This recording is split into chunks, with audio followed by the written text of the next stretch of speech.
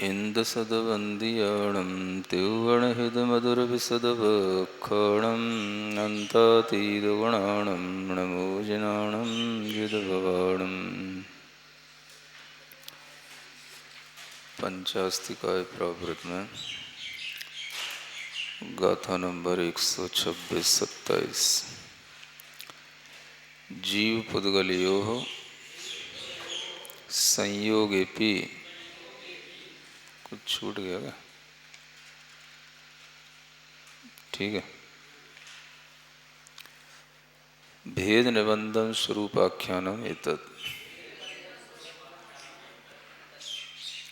जीव और पुद्गलों का संयोग होने पर भी उनमें भेद होता है, इसको बताने के लिए ये गाथाओं का अवतरण है। संठाणा संघादा वंडरसफास गंधसदाय पोगल दब्बप भवा होन्ति गुड़ा पज्जयाय बहु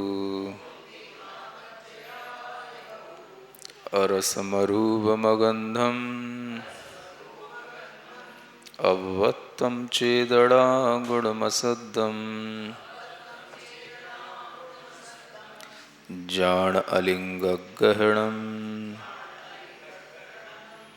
जीवमणितिट्ठसंठाणम्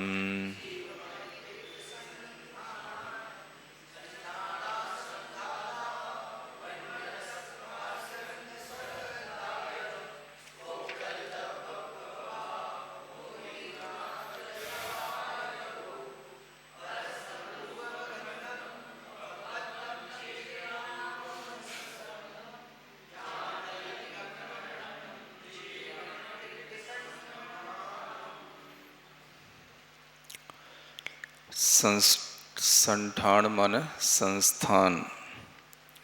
जो समचतुरस्रादि संस्थान होते हैं 6 प्रकार के, वो संघात माने जो 5 शरीरों का संघात होता है, संघात नामकर्म के कारण से। वर्ण, रस, स्पर्श, गंध और शब्द, ये सभी चीज़ें जो होती हैं ये सभी पोगल दब्बप भवा, पुद्गल द्रव्य से उत्पन्न होती हैं। गुणापज्जयाय बहु, और बहुत से गुण और उनकी पर्यायें जो होती हैं ये भी सब पुद्गल द्रव्य से उत्पन्न हुई कहलाती हैं। यानी मनुष्य आदि 4 गतियों वाले जीवों के जो भी शरीर होते हैं, संस्थान आदि उनके जो होते हैं, उनके शरीरों में जो स्पर्श, वर्ण आदि होते हैं, ये सभी पुद्गल द्रव्य से उत्पन्न हुए पर्यायों के माध्यम से जाने जाते हैं। तो ये सभी पुद्गल द्रव्य से ही उत्पन्न हुए हैं, चाहे ये गुण रूप हों चाहे पर्याय रूप हों। तो ये तो पुद्गल द्रव्य का एक संबंध बताया।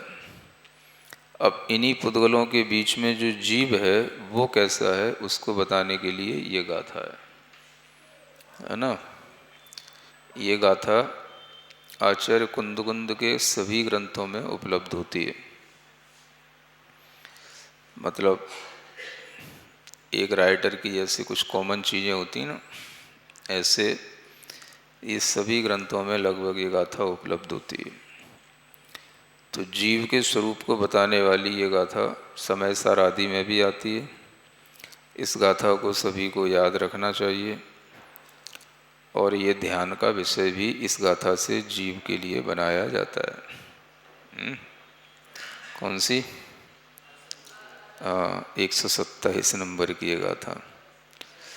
तो जीव कैसा है? अरसम, रस से रहित, अरूपम, रूप से रहित है, अगंधम, गंध से रहित है, अव्यक्तम यानी अव्यक्त है। कैसा है? उसे हम प्रकट नहीं कर सकते हैं, व्यक्त नहीं कर सकते हैं। चेतना गुणम, चेतना गुण वाला है। असद्दम, शब्द से भी रहित है। जान, उसको जीव जानो। अलिंग ग्रहणम, जो लिंग के द्वारा भी ग्रहण करने योग्य नहीं है, वह अलिंग ग्रहण कहलाता है। और कैसा है? जीवम, उसको जीव को जानो जो अनिर्दिष्ट संठाणम, जीव का कोई अपने आप में एक निर्दिष्ट संस्थान भी नहीं है। तो जीव की अपनी कोई आकृति नहीं है, जीव का कोई संस्थान नहीं है। ये शुद्ध जीव का स्वरूप है। जो जीव चेतना गुण के लक्षण को धारण करता है, उस शुद्ध जीव का यह स्वरूप है, जो हम ध्यान करने के लिए और शुद्ध जीव के विषय में अवधारणा बनाने के लिए इस गाथा के माध्यम से उसको हम जान सकते हैं। तो ऐसा यह जीव का स्वरूप जानना, उसी को आगे कहते हैं यत् खलु शरीर शरीरी संयोगेन स्पर्श रस गंध वर्ण गुणत्वात् शब्दत्वात् संस्थान संघात आदि पर्याय परिणतत्वाच्च इंद्रिय ग्रहण योग्यम तत्पुद्गल द्रव्यम। कहते हैं शरीर और शरीरी के संयोग से जो कुछ भी बनता है, शरीर तो हो ही गया, और शरीरी माने आत्मा, जीव, उस शरीर और शरीरी के संयोग से जो बनता है वह सब इंद्रियों के द्वारा ग्रहण योग्य होता है, और वह सब कुछ पुद्गल द्रव्य ही होता है। अब उनमें कुछ गुण होते हैं और कुछ पर्याय होती हैं। तो स्पर्श रस गंध वर्ण ये गुणपने के साथ होते हैं, और संस्थान संघात आदि ये पर्याय से परिणत चीज़ें होती हैं। तो गुण भी हों चाहे पर्याय हों, जो कुछ भी इंद्रियों के द्वारा ग्रहण हो रही हैं वह सभी क्या हैं? पुद्गल द्रव्य हैं, जो शरीर और शरीरी के संयोग से बन जाते हैं। तो शरीर के जो रंग आदि हैं ये भी जो है गुण रूप में है ना? काले सफ़ेद पीले आदि ये शरीर के रंग, स्पर्श आदि गुण, ये सभी गुण भी, और जो शरीर की आकृतियाँ या संघात आदि बना है, ये सब कुछ जो है क्या है? पुद्गल द्रव्य है, जो हमारी इंद्रियों का विषय बन रहा है। तो इसको तो पुद्गल जानना। अब जीव द्रव्य क्या होता है? यत् पुनः अस्पर्श रसगंध वर्ण गुणत्वात् अशब्दत्वात् अनिर्दिष्ट संस्थानत्वात् अवक्तव्य आदि पर्यायी परिणतत्वाच्च न इंद्रिय ग्रहण योग्यम तच्चेतना गुणत्वात् रूपेभ्यो अरूपेभ्यश्च अजीवेभ्यो विशिष्टम जीव द्रव्यम। कहते हैं जो स्पर्श रस गंध वर्ण ये जो गुण हैं इनसे रहित हो, और अशब्द माने शब्दों से भी जो रहित हो, अनिर्दिष्ट संस्थान माने जिसका एक कोई निर्दिष्ट संस्थान नहीं हो कि भाई ऐसा ही जिसका संस्थान या आकार है, ऐसा भी जो ना हो, ऐसी अव्यक्तत्व आदि पर्यायों के साथ हो, यानी जिसकी पर्याय कभी भी व्यक्त न होती हो, इस रूप से जो परिणत रहता है और कभी भी इंद्रिय के ग्रहण योग्य नहीं होता है, और चेतना गुण वाला होने से वह रूपी या अरूपी किसी भी तरह के अजीव पदार्थ हों उनसे वह विशिष्टता रखने वाला जीव द्रव्य होता है ना? क्योंकि अजीव द्रव्य जो हैं वो दोनों तरह के होते हैं। रूपी भी होते हैं और अरूपी भी होते हैं। पुद्गल तो रूपी हो गया, बाकी आकाश धर्म आदि अरूपी हो गए। तो इन सबसे इस जीव द्रव्य की विशेषता इन गुणों के आधार से बन जाती है। इसलिए जीव द्रव्य कभी भी इंद्रियों के द्वारा ग्रहण करने योग्य नहीं होता, और उसमें पुद्गल के सारे ये जो स्पर्श आदि गुण हैं ये पुद्गल के हैं, इन सबका उसमें अभाव होता है। और जो भी ये पर्याय हैं संस्थान आदि के रूप में, इन सबका भी उसमें अभाव होता है। बस एक गुण का सद्भाव है जिसका नाम है चेतना गुण। तो ऐसे चेतना गुण वाले विशिष्ट जीव द्रव्य को जानो।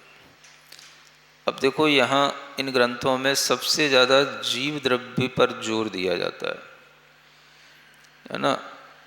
ये बार बार जो जीव द्रव्य के बारे में कहा जाता है वह कुछ नया तो नहीं होता, सबके संज्ञान में पहले से वो सब होता है, और उसी को ही बार बार आचार्य कहते हैं अलग अलग भाषाओं में, अलग अलग छंदों में, है ना।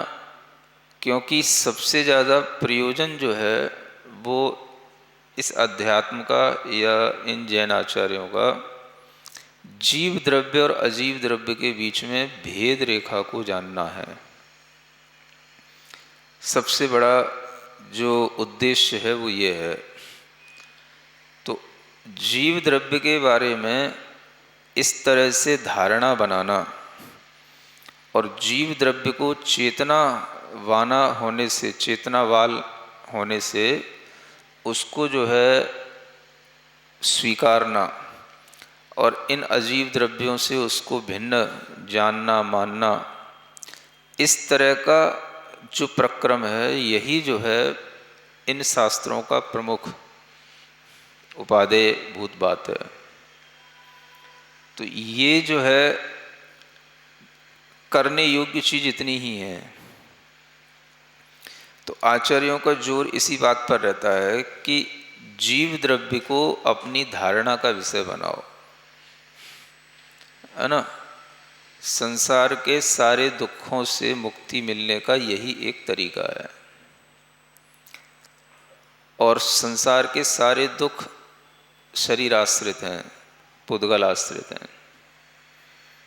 अगर जीव के आश्रित अपने उपयोग का परिणाम रहेगा तो संसार में फिर कोई दुख नहीं, और आगामी समय में भी यही धारणा अपने को इस पुद्गल का जो संबंध है इससे अपने को मुक्त करेगी।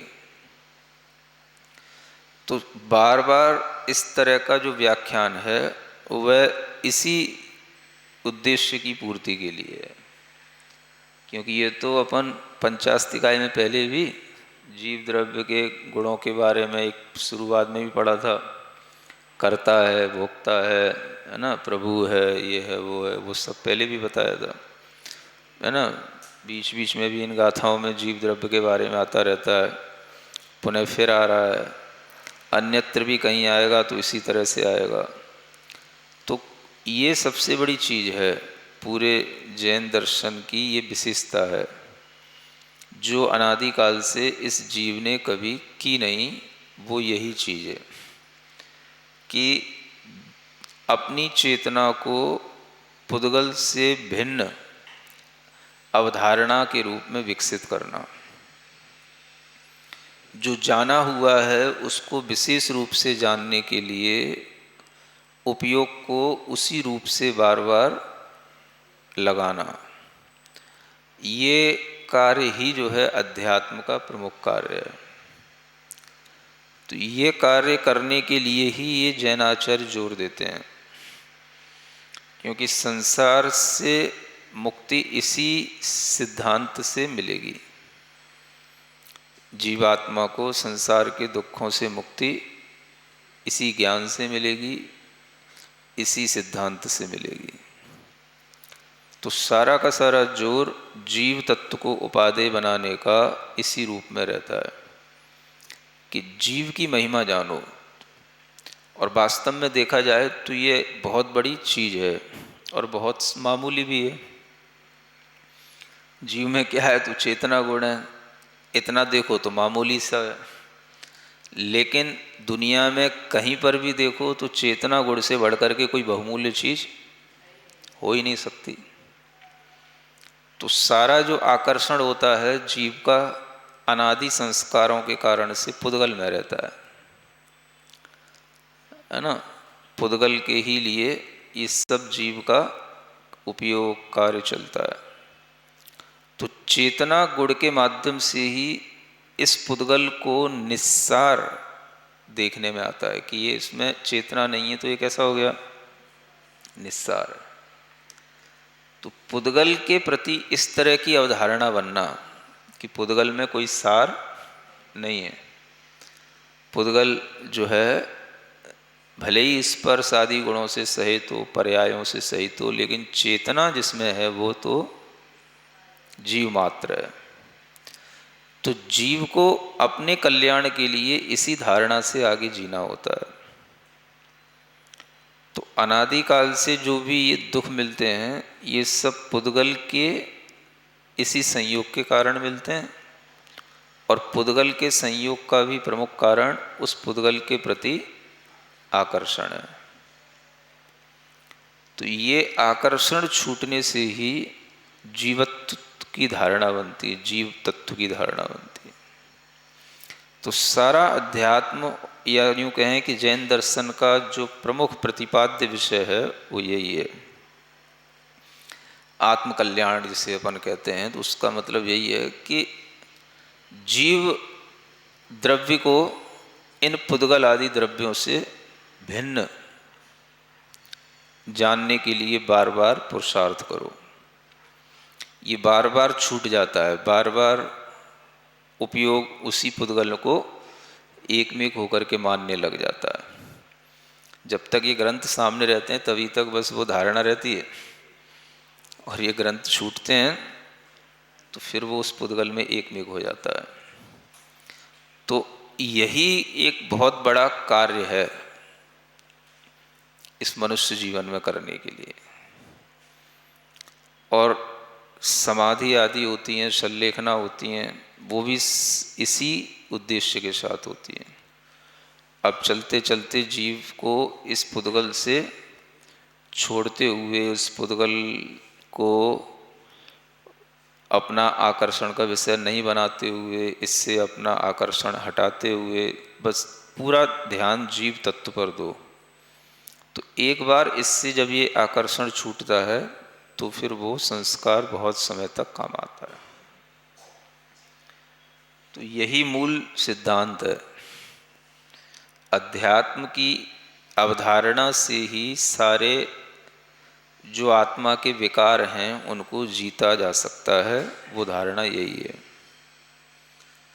मन को रोकना, मन को जीतना, विकारों को जीतना, वो तभी होता है जब इस तरह से शुद्ध द्रव्य को हम अपना एक तरह से बार बार विषय बनाते रहें। तो जब जब भ्रांतियाँ पैदा होती हैं मन में, तब तब इस तरह से अपने शुद्ध जीव द्रव्य को ही उपादेय मानना, उसी को ही विषय बनाना, उसी को अपना, वही मेरा, वही मैं, इस तरह का विचार लाना, यही जो है उन सब विकारों को जीतने का, दुखों को जीतने का एक साधन बनता है। क्योंकि संसारी जीवों के मन में सब तरह के विकार होते हैं, सब तरह के भाव होते हैं। अब उनको जीतने का उपाय क्या? पढ़ने को पढ़ लिया, है ना, रटने को रट लिया, सुनने को सुन लिया, तो इससे हुआ क्या? तो वो विकारों से मुक्त कैसे मानस बने, उसके लिए तो कोई उपाय समझ में आता ही नहीं। व्रत लेने को व्रत भी ले लिया, संयम भी धारण कर लिया, लेकिन मन का किसी भी चीज़ों से कोई संबंध नहीं होता। तो मन के लिए यही ज्ञान देना पड़ता है और यही ठोस चीज है ना। मन को शुद्ध बनाने का, मन को स्थिर बनाने का और मन को बार बार विषयों में जाने से रोकने का, ये अभ्यास जो करेगा उसी के लिए ही इन सब ज्ञान चारित्र का फायदा मिलेगा, और कुछ नहीं है। ये जैन दर्शन की मूल चीज है। तो इसमें साधना भी है और इसमें ज्ञान भी है, इसमें मनोनिवृत्ति भी है और इसमें चारित्र भी है, सब है। इसलिए पूरा कुंद आचार्य का जो साहित्य है वो सारा का सारा जीव तत्व के आधार पर ही पूरा का पूरा जोर देने वाला है। अन्यत्र कोई भी इस तरह से जीवत्व के बारे में ना बताता है, ना कहीं पर कोई इस तरह से अपनी धारणा कोई बनाता है। तो तरह तरह के उपाय मन को रोकने के बताए जाते हैं, ये कर लो वो कर लो, वो सब क्षणिक होते हैं। सही उपाय तो यही सम्यक ज्ञान के साथ बनता है। एक तरफ पुद्गल दिख रहा है और एक तरफ जीव दिख रहा है, इसको देखो बस। यही जो है मन को व्यवस्थित करने का, मन को सही बनाने का यही एक तरीका है ऐसा। तो ये चीज छोटी नहीं है, प्रतिपादन में छोटा सा लगता है, लेकिन यही सबसे बड़ी बहुमूल्य चीज है। बड़ी चीज सबसे बड़ी यही है। तो समय सार आदि में भी पूरा का पूरा जीव तत्व का खेल है पूरा। उसमें तो ऐसा है कि जब कभी पढ़ोगे तो सब भूल जाओगे। इतना आनंद है उसमें, वो अलग ही चीज़ है। लेकिन वो खुद पढ़ने से नहीं आएगा, जब कोई पढ़ाएगा तभी आएगा। तो वो आनंद की एक भूमिका यहाँ से बनती है। पहले हम थोड़ा थोड़ा इसको पचाना सीखें। वो तो फिर ऐसी चीज़ है कि अगर वास्तव में उसके मतलब भाव में आ जाओ ना, तो संसार में फिर तुम्हें कुछ भी अच्छा ना लगे। हाँ, पूजा पाठ कुछ भी अच्छा ना लगे, कुछ भी। हाँ, वो एक ऐसी चीज़ है। तो इसलिए वहाँ तक पहुँचने से पहले अपनी भूमिका मजबूत बनाओ, तब उस चीज़ का आनंद आएगा, है ना। तो इन चीज़ों में बहुत आनंद है, और ये आनंद ही अध्यात्म का आनंद है। यही जो है सबसे बड़ा कार्य है। जो व्यक्ति इस तरह से अपनी धारणा बना लेता है ना, तो फिर उसे हर चीज़ें मतलब तुच्छ लगती हैं। तो ये धारणा बनाना ही बहुत बड़ी चीज़ है। जीव कैसा है, जीव का उपयोग बार बार कहाँ जा रहा है, जीव अपने उपयोग से सराग भाव में रहता है कि वीतराग भाव में रहता है, ये निरीक्षण करते हुए इस गाथा का आलम्बन लेकर के ही मतलब धारणा बनाई जाती है। ये बहुत अच्छी गाथा है। सबको जो भी आध्यात्मिक होना चाहते हैं उनको ये गाथा याद होनी ही चाहिए, है ना। हाँ, तो ये उपयोगी चीज़ें हैं। एवं इह जीव अजीव योर द्वयोर वास्तवो भेद।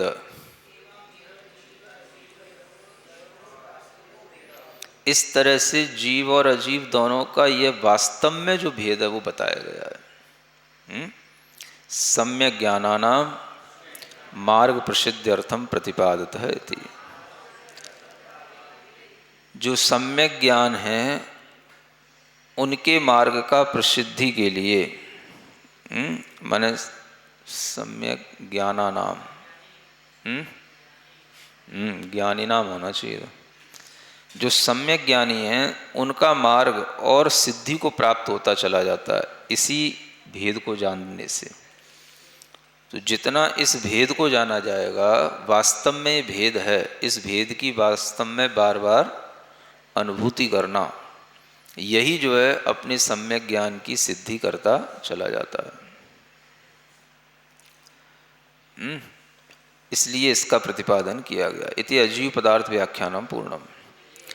अथ संस्थानादि पुद्गल पर्याया जीवेन स क्षीर निर्न्यायेन तिष्ठन्ति अपि निश्चयेन जीव स्वरूपम न भवन्ति इति भेद ज्ञानम दर्शयति। संस्थान आदि जो पुद्गल की पर्याय हैं, ये जीव के साथ क्षीर निर्न्याय से रहती तो हैं, लेकिन फिर भी निश्चय से जीव का स्वरूप नहीं होती हैं। जो भी ये संस्थान आदि आकार आदि जीव के दिखाई देते हैं पुद्गल के साथ में, तो ये पुद्गल की ही पर्याय हैं, लेकिन जीव की साथ क्षीर निर्न्याय से रहती हैं। मतलब ये क्षीर निर्न्याय, दूध पानी का जैसे मिश्रण का न्याय होता है, तो जैसा दूध का आकार रंग जिस पतीली में रखा हुआ है वैसे ही उसमें पानी हो जाता है, तो उसी में पानी भी वैसा ही हो जाता है। ऐसे ही जो है जीव और पुद्गल ये क्षीर निर्न्याय से मिले हुए हैं। एक का आकार ही दूसरे का आकार बन जाता है। इस तरह से ये होते हुए भी निश्चय नहीं से सब जीव का स्वरूप नहीं होता। इस तरह का भेद ज्ञान यहाँ पर दिखाया जा रहा है। सम चतुरस्रादि षट संस्थानानि,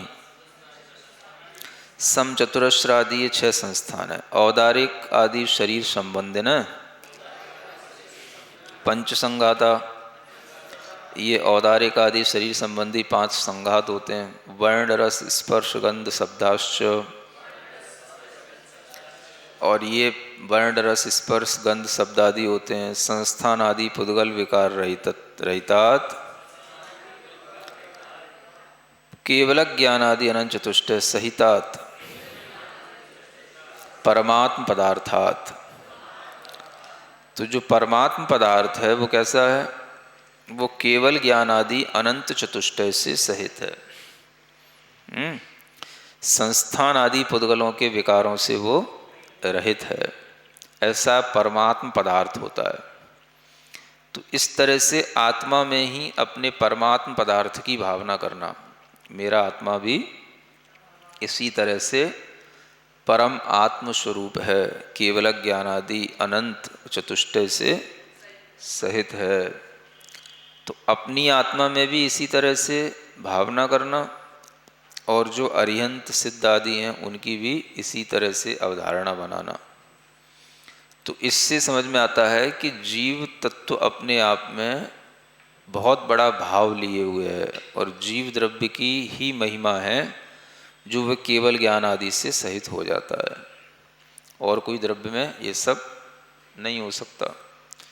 तो जीव का बहुमान इस तरह से, जीव के प्रति आकर्षण इस तरह से बढ़ाने का प्रयास निरंतर बना रहना चाहिए, तब आध्यात्मिकता आती है। निश्चयेन भिन्नत्वात्, निश्चय से ये सब भिन्न हैं। एते सर्वे च पुद्गल द्रव्य प्रवाह, जो ये संस्थान आकार आदि हैं, शरीर आदि, निश्चय से सब जीव द्रव्य से भिन्न हैं, क्योंकि ये सभी तो पुद्गल द्रव्य से उत्पन्न होते हैं। एतेषु मध्य के गुणा के पर्याया इति प्रश्ने सति प्रति उत्तरम आह। अब इनमें गुण कौन से, पर्याय कौन सी हैं, ऐसा प्रश्न होने पर इसका उत्तर देते हैं। तो वर्ण रस स्पर्श गंध गुणा भवन्ति संस्थान आदेस्तु पर्यायास तेचा प्रत्येकम बहुवः इति सूत्र विप्राय। है ना, ये गुण हो गए, जो स्पर्श हैं, गंध हैं, रस हैं, वर्ण हैं, ये सब क्या हैं? ये सब पुद्गल के गुण हो गए। और जो उसकी आकृतियां हैं, बंधन हैं, संघात हैं, ये सब उसकी पर्याय हो गई। तो ये सब पुद्गल के ही गुण और पर्यायों का खेल है बस। तो ये पुद्गल पुद्गल के रूप में दिखने लगे, जीव में पुद्गल देखते हुए भी, है ना, जीव को नहीं देखते हैं, पुद्गल को ही देखते हैं और जीव कहते हैं उसको। तो ये भी बड़ी उल्टी बुद्धि वाला काम चलता रहता है, नहीं समझे? पुद्गल को देखते हैं और उसको जीव कहते हैं, लेकिन जानते तो पुद्गल को ही हैं, देखते तो पुद्गल को ही हैं, पहचान सारी पुद्गल से ही होती है। जीव से तो कोई जीव की पहचान होती नहीं। तो जीव को उस पुद्गल से भिन्न देखना, पुद्गल को ही पुद्गल जानना और जीव को जीव जानना, ये जो विचार बना रहता है, इसी से ही वह उस पुद्गल से अपने आप को दूर कर सकता है। और ये करने का ही कार्य है। अब कहो कि काल लब्धि होगी तो हो जाएगा, तो ये कभी नहीं होने का। और काम काल लब्धि से भले ही हो जाए, ये काम तो कभी काल लब्धि से होने का नहीं। ये तो यत्न पूर्वक इसलिए कहा गया है, इसको यत्न पूर्वक किया जाता है। तो सम्यक दर्शन एक बार भले ही काल लब्धि से हो जाए, है ना, लेकिन सम्यक चारित्र कभी काल लब्धि से नहीं हो सकता, वो यत्न पूर्वक ही होता है। तो इस तरह से इसमें प्रयत्न करना होता है, और ये प्रयत्न ही जो है उस जीव का पुरुषार्थ है। तो ये सब यत्नों से प्राप्त होने वाली चीजें हैं। तो बाहरी कोई भी निमित्त हैं, वो सब प्रयत्न से मिल जाएंगे, है ना। काल लब्धि आने पर वो प्रयत्न आपके लिए संभव हो जाएंगे, लेकिन ये जो प्रयत्न है वो काल लब्धि से नहीं होगा, ये तो आपको करते करते ही प्राप्त करना होगा। जैसे मान लो ध्यान है ना, धर्म ध्यान, शुक्ल ध्यान, जो वास्तव में निर्विकल्प रूप ध्यान है, तो ये आपको कभी काल लब्धि से नहीं होंगे, है ना। अब विकल्पात्मक धर्म ध्यान तो आपको भले ही, चलो ठीक है, सम्यक दर्शन के भाव से, सराग सम्यक दर्शन के भाव से आज्ञा विचय धर्म ध्यान चल रहा है, तो वो धर्म ध्यान तो फिर भी ठीक है, लेकिन उससे भी कोई होने जाने का नहीं, क्योंकि वो भी कभी भी छूट जाएगा। जो यत्न पूर्वक इससे संस्कार पड़ेगा, ये जो निर्विकल्प धर्म ध्यान का संस्कार पड़ेगा, ये ही जो है आगे काम आएगा। तो इसमें प्रयत्न होता है, जो जीव प्रयत्न करता है उसी को ये प्राप्त होगा, है ना। इसलिए ये सभी चीज़ें सम्यक ज्ञानियों के लिए मार्ग की प्रसिद्धि करने वाली हैं, इसीलिए कहा गया है। और इन सब में जो पुद्गल की पर्यायों को पुद्गल के रूप में जानना, पुद्गल के गुणों को पुद्गल के गुण रूप में जानना, इस तरह से जानते हुए जीव द्रव्य को इनसे पृथक जानना, ये इसका अभिप्राय है। एवं पुद्गल आदि पंच द्रव्याणाम अजीवत्व कथन मुख्यतया गाथा त्रयेण प्रथम स्थलम गतम। इस तरह से पुद्गल आदि पांच द्रव्यों में अजीब पने की मुख्यता से पाथा तीन गाथाओं से पहला स्थल समाप्त हो जाता है। ये क्या है? अच्छा अच्छा। अथ यदि संस्थान आदियो जीव स्वरूपम न भवन्ति तर्हि किम जीव स्वरूपम इति प्रश्ने प्रति उत्तरम। अब यदि ये संस्थान आदि जीव के स्वरूप नहीं है, तो फिर जीव का स्वरूप क्या है, ऐसा पूछने पर 127 नंबर की गाथा की अब ये टीका अलग से की गई है। मतलब अमृतचंद जी ने दोनों गाथाओं को एक साथ संक्षेप में टीका करके आगे बढ़ा दिया, और यहाँ अलग से टीका है। अरसम रस गुण सहित पुद्गल द्रव्य रूपो न भवति, रस गुण मात्रो वा न भवति, रस ग्राहक पौद्गलिक जिह्वा विधान द्रव्येन्द्रिय रूपो न भवति, तेनैव जिह्वा द्रव्येन्द्रियेण करणभूतेन परेषां स्वस्य वा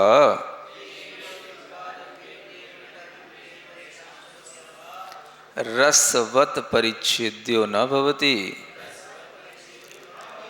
निश्चयेन येन स्वयं द्रव्येन्द्रियेण रसग्राहको न भवति इति।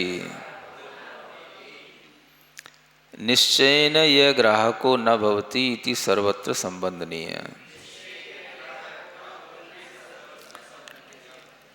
ये कहते हैं कि अरस का मतलब क्या, तो जो पुद्गल द्रव्य है वो रस गुण से सहित होता है। आत्मद्रव्य उस रस गुण से सहित पुद्गल द्रव्य वाला नहीं है ना। और रस गुण मात्र भी नहीं है। ये भी रस गुण किस में मिलता है? पुद्गल में मिलता है ना। रस गुण से सहित पुद्गल द्रव्य ही होता है। और रस को ग्रहण करने वाला जो ग्राहक है वो भी जिह्वा नाम की जो द्रव्येंद्रिय है वो है, वो भी पौद्गलिक है। जो रस ग्रहण करती है, एक तो उस द्रव्य की बात हो गई जिसमें रस है, और एक जो रस ग्रहण करती है, तो वो जिह्वा इंद्रिय हो गई। भाई शक्कर को क्या पता है शक्कर है? वो तो जिसके पास जीभ होगी वही जानेगा कि शक्कर है। तो शक्कर वो अपने आप में रस हो गया है ना। वो तो पुद्गल द्रव्य हो गया, रसगुण से सहित वह पुद्गल द्रव्य हो गया। लेकिन ये जो जिह्वा इंद्रिय है वो द्रव्य इंद्रिय के रूप में है, जो उसकी ग्राहक है। रस को ग्रहण करने वाला रस का ग्राहक कहलाएगा। तो वो ग्राहक कौन? तो वो जिह्वा इंद्रिय है ना। ये ग्राहक का संबंध बनता है इनमें, है ना। ग्राहक चाहिए और ग्राह्य चाहिए। ग्राह्य का मतलब हो गया दुकानदार और ग्राहक का मतलब हो गया उसको ग्रहण करने वाला। तो दुकानदार माल देता है और ग्राहक माल लेता है। तो दुकानों पर तो बस माल रखा रहता है, वो दुकान क्या कर लेगी अगर उस पर कोई ग्राहक ना चढ़े तो।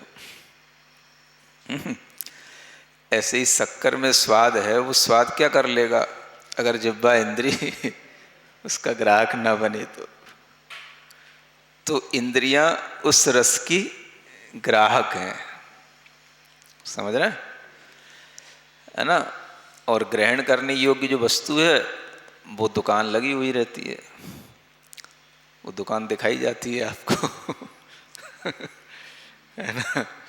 ये दुकान है, अब आपको जो पसंद है उसके ग्राहक आप बन जाइए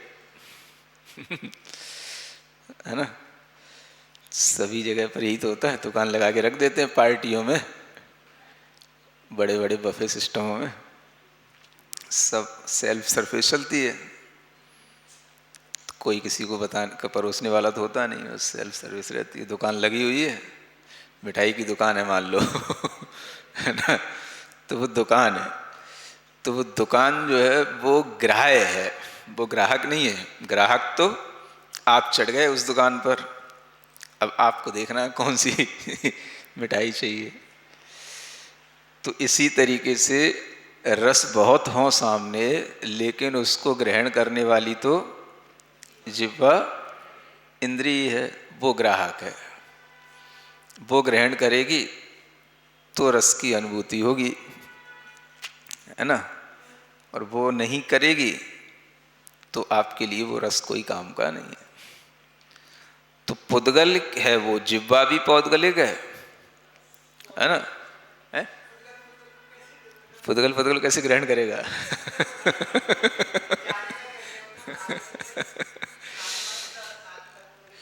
फिर भी जिह्वा जिसका नाम है वो तो द्रव्य इंद्रिय ही है ना। तो द्रव्य इंद्रिय का मतलब ही क्या है? वो द्रव्य रूप ही इंद्रिय है ना। द्रव्य, तो वो द्रव्य किसका है? पुद्गल द्रव्य तो है वो।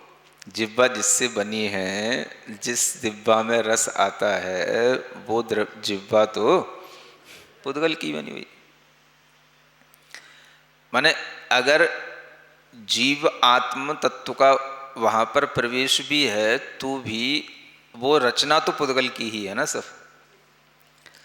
नाम कर्म की रचना है। मान लो पंचेंद्री बने या दो इंद्री बने तो ही वो जिह्वा इंद्री का सद्भाव हुआ, तो वो भी नाम कर्म ने बनाया है ना। पुद्गलों के संयोग से वह आकृति बनेगी, वो सब पुद्गलिक है। तो मुख्यता तो उसमें द्रव्येंद्रिय पुद्गल की ही है ना।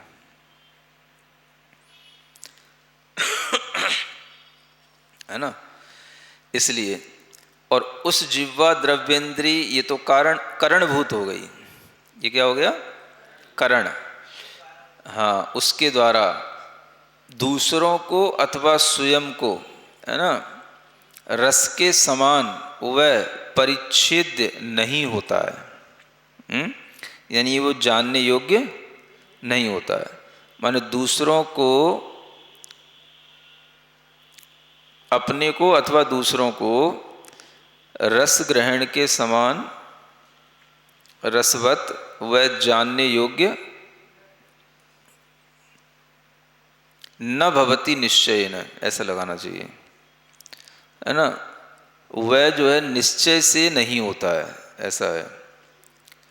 जिससे कि स्वयं द्रव्येंद्रीय रस ग्राहको न भवति इति, माने स्वयं जो द्रव्येंद्रीय है वह रस का ग्राहक नहीं हो जाती है।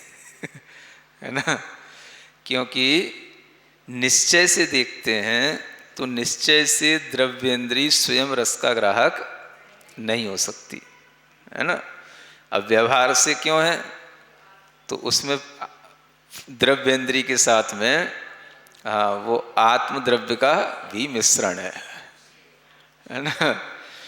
तो उसमें वह ज्ञान आ जाता है कि ये रस है, इसलिए है। हाँ, भजन भी आ ही गया।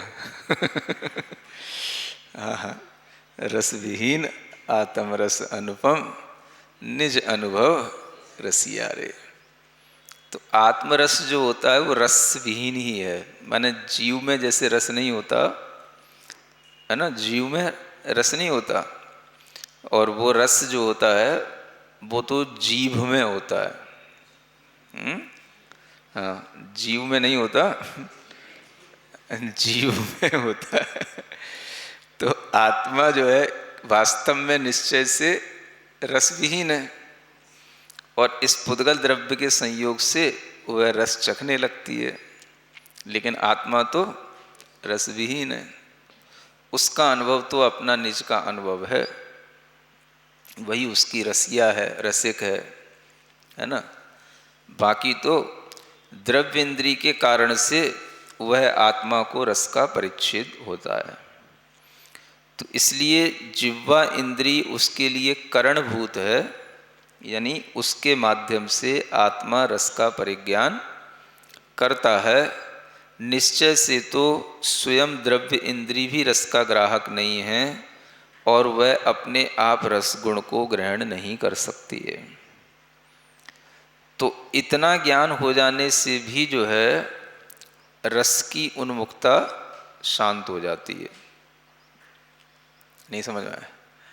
द्रव्येंद्री तो निश्चय से रस का ग्राहक है नहीं, है ना, और आत्मा वास्तव में रस सहित है नहीं, फिर ये रस आ कहाँ रहा है ना। तो ये बात समझने की है। पुद्गल रूप जिह्वा इंद्रिय है, वो द्रव्य इंद्रिय है, उसमें रस को ग्रहण करने की निश्चय से क्षमता नहीं है ना। तो बस वो व्यवहार के कारण से उसमें रस आ रहा है, और रस जो है जिस पदार्थ में वो भी अपने आप उसके पास आ नहीं जाता है। ग्राहक तो जिह्वा इंद्री ही बनती है, तभी उसको पकड़ेगा, और आत्मा रस से रहित है। तो जब रस किसी में है ही नहीं है तो फिर रस आ कहाँ से रहा है ना। ये भेद ज्ञान की बात है। तो निश्चय से तो रस किसी में भी नहीं है ना, जितना भी रस है वो व्यवहार में ही है। इसलिए व्यवहारियों को सबसे ज़्यादा व्यवहार में ही रस आता है बस, निश्चय से कहीं कोई रस है ही नहीं है।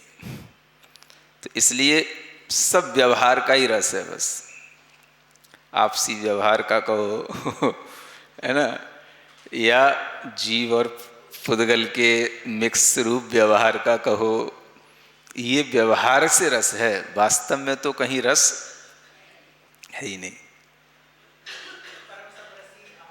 है? वो परम रसी समरसी भाव वो वही वाला है, निज अनुभव रसिया रे, वो रस विहीन आत्म रस अनुपम, इसीलिए कहा गया। तो परम समरसी भाव वो वही है जो इन रसों से भिन्न है, ऐसा। इसलिए यहाँ कहते निश्चय से जो ग्राहक नहीं होता है, इसका सर्वत्र आगे भी संबंध करना, है ना। अभी इसमें और भी है जो आगे बताया जाएगा, अभी इतना ही रहने देते हैं।